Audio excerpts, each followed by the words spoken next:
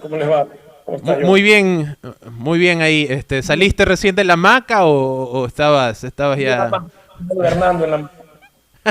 Oye, la última vez que conversamos, nada, pues fue antes de las elecciones, ¿no? Entonces hay mucho que ha pasado.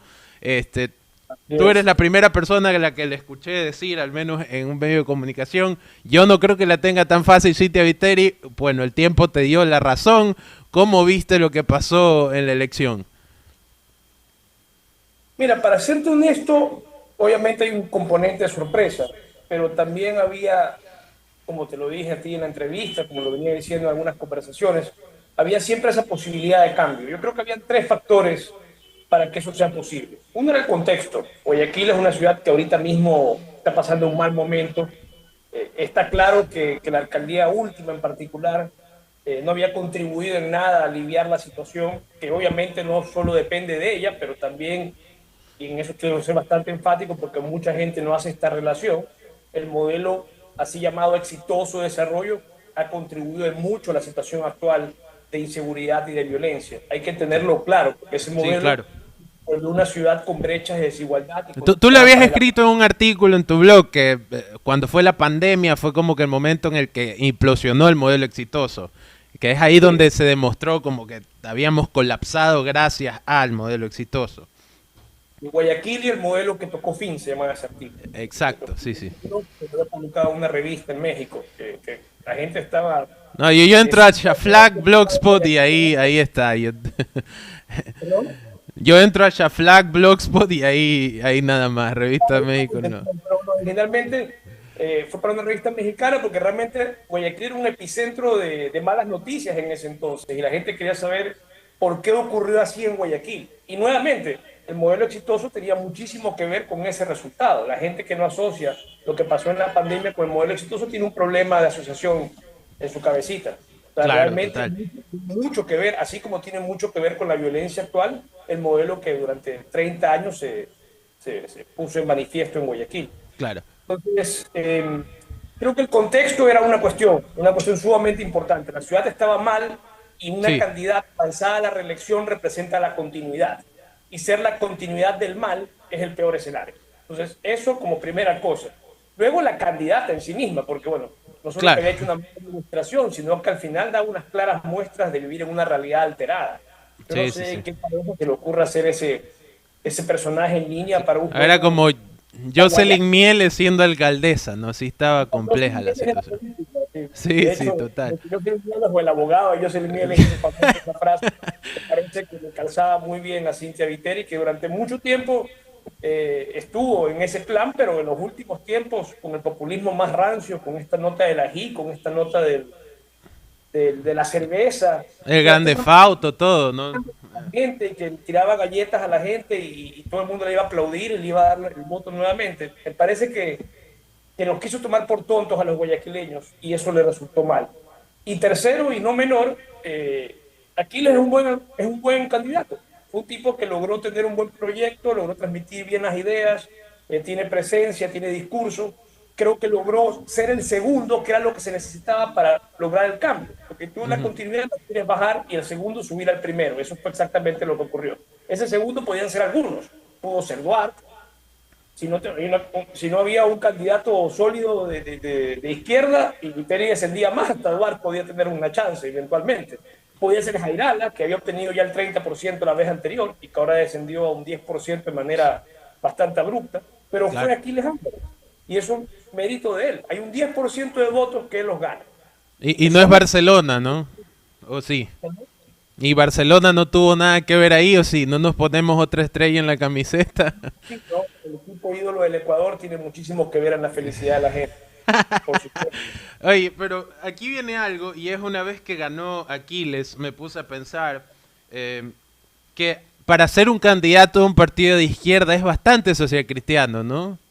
En su estilo, más que nada, en su perfil, ¿no? Bien cristiano, bien, se le, se le, se le vuela un poquito a veces, es vehemente para responder. ¿No es eso curioso? ¿No te parece? Yo creo que tiene un perfil ejecutivo. Eh, me da la impresión de que eso es lo que corta con la misma tijera a ambos personajes, digamos. lo que los recorta de manera similar o lo que lo podría asimilar. Creo que ambos tienen ese perfil de ejecutivo, de querer hacer las cosas y querer hacerlas ya. Bueno, eso realmente creo que en Guayaquil en particular, en el electorado guayaquileño, tiene una apelación especial. Aquí la gente no le gusta el candidato que se deja o que no se destaca o no quiere brillar. Al final del día hay que tener los mismos llaman grit, una ambición para querer trascender, querer hacer algo por sí mismo y por los demás, ¿no? Y yo creo que en el caso de Aquiles hay un fenómeno que es interesante. Él viene de una familia que estuvo vinculada a Barcelona, una familia que estuvo vinculada a negocios y a intervenir en la vida del puerto. Y creo que esto es una especie de continuidad de eso, ¿no? Yo creo que él siente una especie de herencia o de legado sobre sí mismo, de servicio y de la ambición de querer hacer una ciudad mejor. Y bueno, obviamente va a depender de muchísimos factores porque la realidad de Guayaquil es muy, muy compleja, tanto por lo que ha pasado en los últimos tiempos en administración y en las calles, como por lo que podrá deparar el futuro, porque claramente seguimos bajo un gobierno sin una orientación clara, no se ve una mejora sustancial en el tema policial o de seguridad pública. Entonces, esos son factores que obviamente inciden en la ciudad que ahorita mismo está exportando más cocaína a Europa que cualquier otra en el mundo. Claro, y Entonces, tienes que ayer Aquiles no dio ningún símbolo de calma. Dijo, solo hay 3 millones en las arcas municipales hasta el martes pasado. La tiene difícil. yo lo que creo es que si vamos a cambiar una ciudad, tenemos que tener la data clara. Y a mí me parece que más allá de que el municipio siempre ha tenido ese discurso del 100% de transparencia, etcétera, eso es para bobos. Uno sabe Claro. perfectamente que hay varias deficiencias en la información que presentan, que o no está actualizada o no está completa, y ciertamente hay mucha opacidad en muchísimos aspectos de la administración, y sobre todo y principalmente no hay una organización territorial que pueda utilizar esa data de manera efectiva. Yo creo que el principal cambio para Guayaquil en lo venidero es un cambio, aunque parezca muy abstracto y tal, pero va a ser muy fuerte, es un cambio administrativo, un cambio en la organización del territorio, que las parroquias tengan una equivalencia tanto en territorio como en población, en la medida de lo posible, poder recabar la información de ese espacio ya consolidado y delimitado nuevamente de manera técnica, y con esa información elaborar de manera participativa políticas públicas que atajen los problemas y las necesidades de esa comunidad, de su O espacio. sea, planificación, ¿no? Que no debería ser tan difícil, ¿no? Son las ciudades que funcionan. Claro, Pues claro. está funcionando y claro, le tiraba cerveza y pollo y obviamente iba a funcionar menos, ¿no? Íbamos a hacer una pollada como los peruanos, pero Claro. no íbamos a hacer realmente una ciudad. Eh, Y claramente esa es sí. la razón por la que estaba fracasando en muy buena medida, por la falta de planificación realmente. Y porque Guayaquil, y esto es un dato pues histórico, la última vez que organizó su territorio de una manera sensata fue el año 1956. En febrero de ese año se aprobó una ordenanza que creó 14 parroquias, antes teníamos 5. Y esas 14 parroquias eran más o menos equivalentes y tenían una lógica administrativa sensata. Lo que pasa es que había parroquias de expansión urbana y Guayaquil fue creciendo y nunca se modificó esa división territorial. Y hoy en Y de día ahí, tienes parroquias que son más grandes que Cuenca. O claro. sea, Sí, no, sí, no, no, está. no hay que tener eso es como una ciudad en sí misma. Jimena, que es la parroquia donde yo vivo, Tarqui o Pascuales, Febres Cordero, son unos monstruos. Ahí viven 2 millones de personas. Sí, sí, Esta es sí, la sí. gente que fue Aquiles, de hecho, La verdad es donde que la mayor yo cantidad no de le votos. tenía fe a Aquiles y cuando ganó sí me sorprendí, la verdad, te soy honesto. Hasta el último dije, no, está difícil, pero ya como a las 7 de la noche dije, ¿me emociono o no me emociono? Y ahí ya, bueno, pasó todo lo que pasó. Bueno, ese cambio es importante. La reacción de Nebot me parece que fue bastante menos vehemente de la que esperaba. No sé, ¿qué crees que vaya a pasar con el Partido Social Cristiano? Después de tantas veces que se ha dicho, se va a morir y no se termina de morir nunca. El Partido Social Cristiano está en un predicamento y yo creo que se está, no sé cómo poner este neologismo, Joselineando o algo así. Está como empezando a vivir esa otra realidad en la que habitaba Viteri en sus cuentos de hadas. Pero ya se le Y está creo que cayendo la está avioneta, queriendo ¿no? creer que no está tan mal como realmente está, pero es un partido que está a un yello, a un infarto de desaparecer. el abogado Nebot le pasa como Marlon Brando en El Padrino 1, se cae junto a un frutal y ahí queda el Partido Social Cristiano también. O sea, Claro, no hay ningún Michael Corleone que lo reemplace. para hacerse, no hay nadie. Claramente es un partido que se ha manejado siempre en la lógica caudillista y vertical. O sea, Sí, esta derrota es fortísima para el partido. Claramente los ahiere y la verdad no sé exactamente si con Nebot podría hacer algo, pero claramente si Nebot sale del mapa político de algún rato, ese partido está destinado a tener el futuro eh, un acta de función claro. inmediato. Y el futuro de sus componentes va a ser el que ya visoran algunos de los que se fueron de él. O sea, al final del día, Nicolás Lapenti, Bushmer, Duarte, son gente que salió del partido en búsqueda de un mejor horizonte político. Claro. ¿Ya? Cristina Reyes, ¿no? Que tuiteó bailando. Toda esa gente va a buscar, va a seguir en la política, pero sabe que el Partido Social Cristiano ya no es la tienda que los va a cobijar. Esa era Claro. la tienda de Nebot. Y Nebot ya está en un momento de declive. No solo con esto de ahora, hay que recordar, Nebot planteó una consulta popular hace un par de años, me parece, que supuestamente iba a significar una serie de mejoras y se la batió la Corte Constitucional y Nebot dijo que la iban a pasar mal los muchachos de la Corte Constitucional y no les pasó nada a los muchachos de la Corte Constitucional. Hoy quedó la bravuconada de Nebot en ese caso. Luego planteó eso del federalismo, que parecía un mal chiste, que nadie se lo tomó realmente en serio.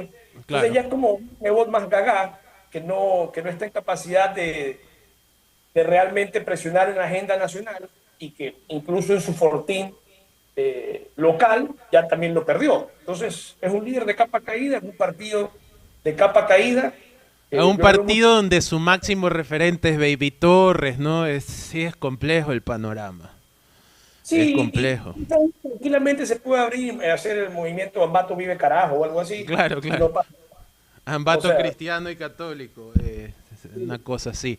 algo Oye, así. vámonos ya a lo nacional porque tú también has escrito mucho sobre periodismo y has sido bastante crítico con el periodismo nacional, con justísima razón. Eh, y está pasando un fenómeno curioso en las últimas semanas con las publicaciones que está haciendo La Posta. Y es que la gente que hasta hace un par de años hablaba de La Posta como un medio innovador, valiente, tremendamente útil para el país, los están destrozando, ¿no? Ahora Boscán y Vivanco son lo peor del periodismo. Una persona los dijo que son peor que Vamos con Todo, cuando hasta hace 2 años le parecían que eran los únicos que sabían cómo comunicar. ¿Por qué pasa esto? ¿Por qué ahora la gente...? Porque la posta no ha cambiado, siempre ha sido la misma.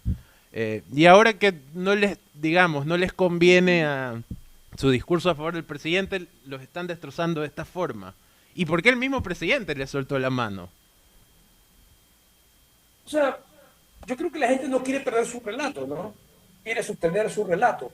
Entonces, si la posta estorba su relato, la posta les parece mal. No es muy inteligente como proyecto intelectual, No, simplemente rebotar que daña tu relato, pero mucha gente opera y piensa así. Y creo que lo que buscan es, bueno, esto de la corrupción es patrimonio de los correístas. No podemos ajá, meternos en eso porque se claro, convierte en un correa más. le Y en la dicen a nota, Anderson Boscan correísta, o sea, ya los ponen a Anderson Boscan y a Alondra Santiago como lo mismo. otro es todavía más imbécil, o sea, es más pobre mentalmente porque lo que te demuestra es que esa persona solo tiene dos categorías para pensar la política, correísmo y anticorreísmo. Entonces, cuando tú eres malo, ya es su lógica, como la posta en este caso, inmediatamente entra en esa cajita mental que se llama anticorreísmo o correísmo y Y listo. esta investigación a ti te ha parecido... Malo Ajá. para siempre.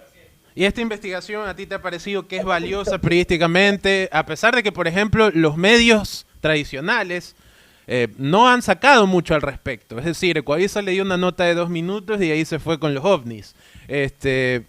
¿Por qué, digamos, esto que está haciendo la posta, sí es valioso para nuestro contexto o deberíamos tener reservas porque a pesar de todo hay prácticas que capaz no son... Deberían haber más medios como la posta que verifiquen y controlen los distintos aspectos de la administración pública. Debería haberlos aquí en Guayaquil, los debió haber durante el periodo social cristiano y no los hubo. De hecho, bueno, en una nota marginal, hay que cambiar la ordenanza de participación ciudadana, que en esta ciudad es una vergüenza. O sea, es un número cerrado de participantes, en vez de permitir la participación lo coartan. Pero creo que debería haber muchos más controles de la administración pública y medios como La Posta en ese sentido están prestando un servicio y deberían haber más medios como La Posta que controlen distintas instancias de la administración, nacionales y locales, de Ujú. distintos Claro, ámbitos. de hecho ahora se abrieron La de Cuenca, obviamente lo, la de aquí de claro, Guayaquil. lo que de hecho La Posta abrió su propia oficina en Cuenca, se llama La Posta Cuenca y se dedican a investigar al municipio de Cuenca y están, dale, dale, dale al alcalde, pero de una forma descomunal, audio filtrados y todo.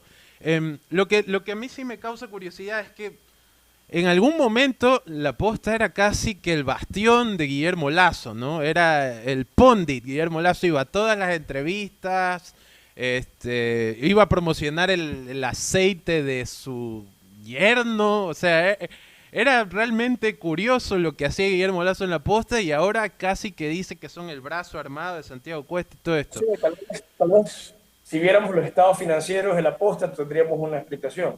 No lo sé. Claro, una suposición, presuntamente. Es una Este, idea. Bueno, hoy pasó algo curioso también, que es que entrevistaron a Víctor Arauz, y Víctor Arauz aceptó que había tenido reuniones con Danilo Carrera y todo esto. Y él, cuando le preguntan si eso no le parecía tráfico de influencias, él dijo, no, porque yo no le he dicho que me ascienda, pero sí le estaba pidiendo ayuda. Y esto es algo que se repite en muchas entrevistas que he visto a personas que cuando les dicen, oye, esto es tráfico de influencias, dicen no. ¿Tú crees que es algo de la sociedad que no termina de aceptar que está haciendo algo malo? Yo creo que sí, hay una naturalización de la corrupción en muchísimos aspectos. Y Ecuador es un país que tenía un capítulo de transparencia internacional cuyo presidente fue acusado de corrupto. No recuerdo esta historia de los Ah, 90, pero es parte de la fauna histórica de este país. Y bueno, ¿qué te diré? Realmente a mí me gusta que se esté, en este caso, en medio de la posta. Ayer lo escuché a la exposición de Vivanco en la Asamblea, de Vivanco, de Boscán. de Boscán en la Asamblea Nacional. Y realmente me parece importante que se vayan develando cómo funcionan cómo opera el Estado en su cúpula, ¿no? Y lo que está ocurriendo ahora creo que le quita la venda a muchos que suponen que no hay nada irregular y que solo hay una manzana podrida, cuando realmente es un sistema bastante más complejo, ¿no? A mí me Todo el parece bosque que está dañado ahí, es impresionante. como te digo, en temas de Este, administración pública, al menos tiene que haber un control lo más prolijo posible. ¿y qué crees que va a pasar con Guillermo Lasso? Porque ayer tenía que ir a comparecer y no fue, y mientras estaban en la comisión, él estaba condecorando a los militares. Y yo leí eso como un mensaje, ¿no? ¿Qué crees que vaya a pasar? ¿Va a terminar?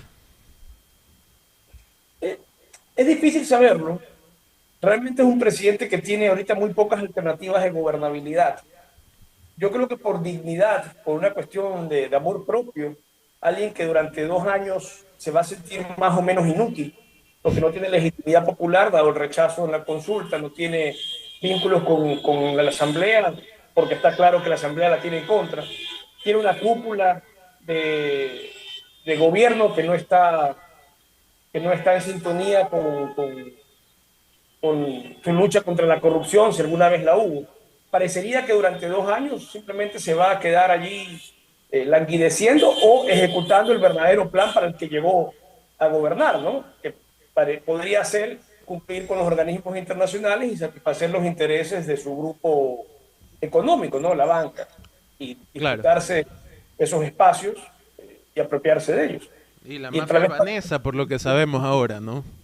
el pueblo ecuatoriano no creo que saque muchas cosas de provecho. Ojalá y entienda el mensaje y empiece a hacer obra pública, porque realmente tener la plata ahorrada cuando no hay medicinas a la gente le parece un poco idiota. Y por Sí, eso el sí. resultado. O sea, ya le están Entonces, soltando la mano hasta sus más acérrimos cheerleaders y a Nadie Nostroza diciendo que por favor utilice ese billete, o sea, o eh, sea, es que realmente la situación es crítica, ¿no? Creo que todos los ecuatorianos sabemos que se está pasando un mal momento. La gente migra y hay un funcionario que también ayer fue a dar vergüenza a la Asamblea Nacional, el señor Zapata, que Ah, dice que es por tradición familiar. Ese es qué otro bestia. Jocelyn Miliao, Total, total. Bueno, él historia, tiene ahí también sus vínculos con los neonazis y todo. Es un personaje, Juan Zapata. con los Eh, neonazis.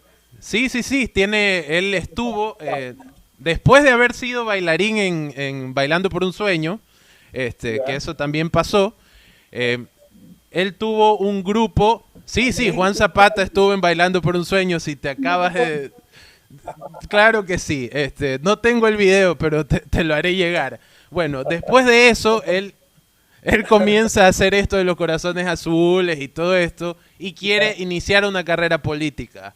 Bueno, encuentra un grupo de loquitos que tenían mucho, digamos, mucha vehemencia y tenían cariño a Adolf Hitler y deciden apoyarlo. Y él se toma fotos con esta gente y después lo vinculan. Es una cosa, o sea, uno no puede narrar, una ficción es menos creíble que esto. Es así, con Juan Zapata. Y bueno, él es el señor que está ahí de ministro ahora. Su autobiografía podría llamarse Vivo en otra realidad. De acuerdísimo. Entonces, claro, a mí no me sorprende que Juan Zapata dé vergüenza, conociendo un poco más a fondo lo que ha hecho.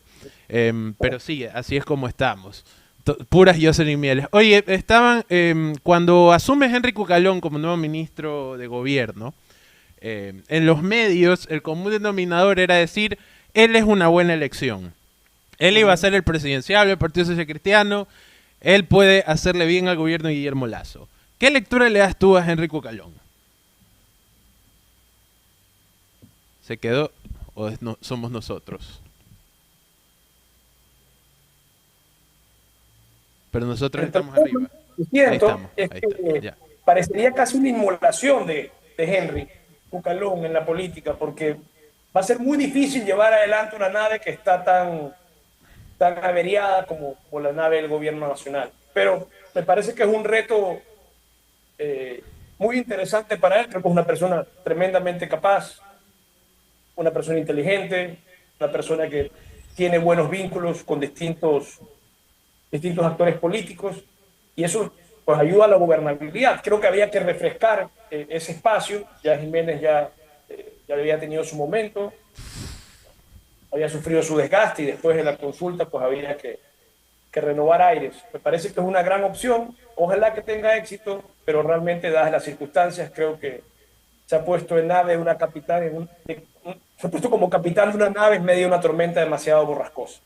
Claro, o sea, si le sale bien va a quedar como un bacán, ¿no? Pero es muy difícil que le salga bien en un gobierno como el que está ahora.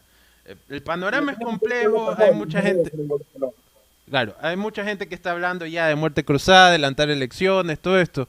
¿Crees que es posible que ocurra? ¿Nos conviene que pase?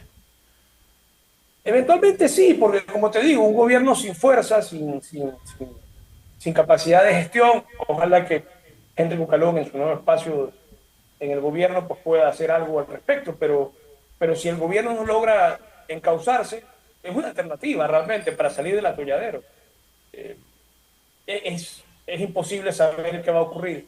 Y como te digo, también hay muchas agendas de por medio. Hay que ver qué tanto también nos salpican actos de corrupción que lo puedan orillar a otros escenarios. Eventualmente también puede haber un juicio político si estas cosas llegan a escalar. O sea, es que hay muchos escenarios por explorar. Hay muchas salidas constitucionales, que por supuesto, y esto es para for dummies, para tontos, pero que no son golpes de Estado. Hay gente que te dice, si usas la muerte de cruzados, ese es un juicio político, eso es un golpe de Estado. Es que No. realmente es todo lo contrario a un golpe de Estado, es el uso de una herramienta legal para cumplir el fin para el que esa herramienta fue diseñada. Es todo lo contrario, es la legalidad en estado puro. Puede no gustarte el resultado, la legalidad, eso es otra cosa, pero eso no lo convierte en un golpe de Estado.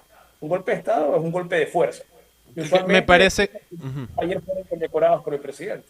Claro, es más o menos lo que decía, lo dijo en otra forma, ¿no? Rafael Correa, que decía hay que acabar con el simplismo de que democracia es elecciones cada 4 años y que todo el mundo está tomando eso como, quiere sacar a Lazo y ponerse él, básicamente.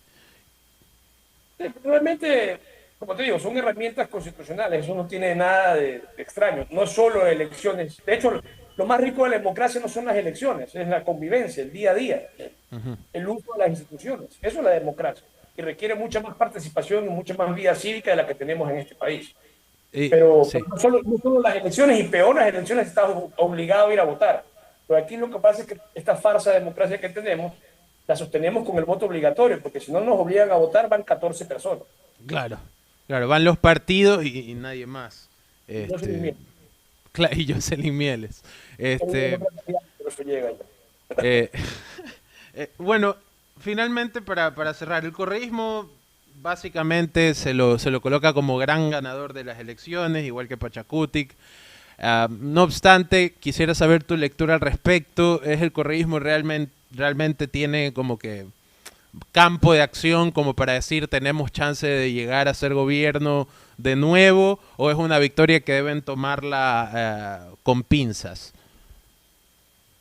Yo creo que es una buena oportunidad para reconstruir y sobre todo para hacerlo de una forma algo diferente, no tanto en políticas públicas, porque creo que en eso podría tener una similitud con el periodo anterior en el que hubo inversión social y eso me parece que para eso uno quiere que haya un gobierno, para que pueda invertir en cuestiones que le sirvan a la gente. Pero creo que también es una oportunidad para construir desde abajo, porque estás en posesión de las dos alcaldías más importantes del Ecuador, su capital administrativa y su capital económica. Y si se hacen bien las gestiones en esas alcaldías, desde abajo, construyendo con la gente, haciendo un gobierno participativo, cambiando el chip de la administración pública. En Quito es un caso diferente al de Guayaquil, más bien ha estado a la deriva. Después de Barreras entró en un marasmo del que no ha salido y hasta ahora se ha visto como una capital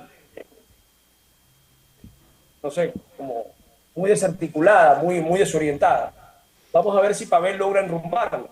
En el caso de Guayaquil es salir de una administración de 30 años que ya había agotado su modelo, la pandemia se lo reventó y luego la delincuencia se lo acribilló en el piso, lo pateó en el piso. Ya no quedó modelo exitoso y claramente Guayaquil está tan mal o peor que como estaba cuando asumió el Partido Social Cristiano en el 92. Entonces, haber viajado 30 años para llegar a este desastre es como un mal viaje, O sea, realmente. salimos del bucaramismo y regresamos al bucaramismo, básicamente. Básicamente, Cintia Viteri fue una Elsa Bucarán con un upgrade estético, Claro, claro, esencialmente. es Y la que está Elsa pasando Bucaram de Instagram. las mismas corruptelas y toda esta nota que se identificaba con el rondosismo a finales de los 80, principios de los 90, lo fue replicando esta señora pacientemente y sobre todo en los últimos tiempos con el populismo más rancio, ¿no? Ya en campaña, lo cual da una muestra de qué tan pobre tiene que haber sido su campaña para que no pueda apelar a un ideal. O sea, De ella no acuerdo. podía convocar una idea atractiva, tenía que ganarte con un pollo. Sí, Eso ya y es ya no hablaba de modelo exitoso en sus discursos. un modelo exitoso, claro, ¿no? Si le dices a la gente que Guayaquil está viviendo el éxito, te abofetean. O Claro. sea, la verdad te van a decir, estás tú loco. Si, Bueno, si, si uno le dice a la gente, oye, esto es el éxito, no le va a viendo el peor momento de la historia de Guayaquil. Mucha gente mayor, a mí me gusta conversar con la gente mayor, te dice, yo nunca he vivido algo así. O sea, ahorita tenemos miedo, todos en mi casa, de salir a la calle. sí, sí, sí, de acuerdo. O sea, De guerra. Es hoy algo me pasaron un video de una balacera a una cuadra de mi casa. Y eso que supone que era el distrito de Paz, hasta que el ex gobernador puso ese video en RTS y de pronto como que la delincuencia dijo, ve, el gobernador nos está diciendo que allá no hemos llegado, vamos para allá. Este fue Arosemena hace 2 años. Y desde ahí hasta ahora se ha complicado la situación. Te agradezco mucho, Javier, por esta conversación, como siempre, un gusto. encantado, un placer. Tenga Nos un lindo vemos. día. 10:51 de la mañana estuvimos conversando con Javier Flores en